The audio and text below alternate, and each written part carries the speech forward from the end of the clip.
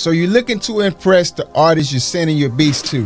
That's a dope move. You're already ahead of the game because you care about how your music is received and you take pride in your work. But maybe you've been hitting the wall and asking yourself, why haven't I heard back from the artists I've sent my beats to? Well, I got 3 gems that just might be the missing pieces. Gems you probably haven't even thought of yet. I'll share them with you now. The top 3 producer gems that will impress any artist and have them loving your beats. Let's start with number 1. Use reference tracks. A reference track is like a professionally mixed and mastered song that producers use as a benchmark, as an example when creating their own music. It's like a track that's already released and successful, typically within the same genre and style as the one you're working on. Now, here's a great secret. You want to jot this down, make a mental note of this, write it down if you're taking notes. If you're sending your beats to a particular artist and you want to stand out above the other producers, use a reference track or song from the particular artist you're sending your beats to. For example, if you're sending your beats to Kendrick Lamar, right? If you're sending Kendrick Lamar a beat, it may be a good idea to use Not Like Us or one of his other dope songs as a reference. Slap that track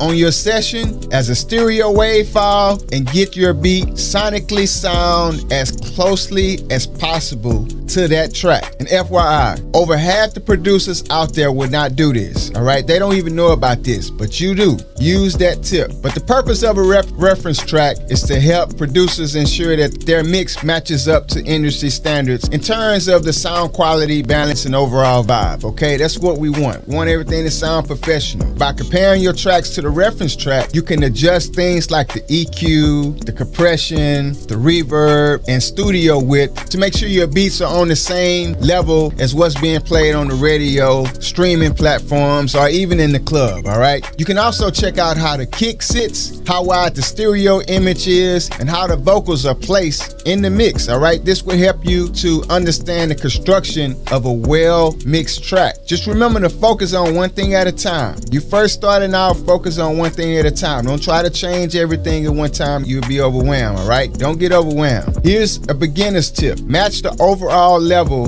of the mix before comparing all the other elements like the kick, the vocal, and chord levels. This prevents the reference track from sounding better just because it's louder, right? A lot of songs or things we listen to that's loud, it sounds good because it's loud, right? So what you want to do is get the levels right first of the volume. Get that right first, and then you can listen to the kicks, the snares, and the rest of the mix. Now, to compare the loudness and measure the audio, you can use a LUFS meter to get both tracks to a similar level as possible for a fair comparison. A LUFS meter is an essential tool used in music production and by engineers for mixing and mastering. Okay, this meter can analyze, measure, and monitor audio levels in real time. That's what we want. That's what we want. That's what we're after, okay? The term LUFS stands for loudness units relative to full scale. You can download a LUFS meter for free, or you can purchase one online. But when you send your beats to an artist, you want to make sure your mix is compatible with industry standards. And as I just mentioned, LUFS meter will help you accomplish this when using reference track.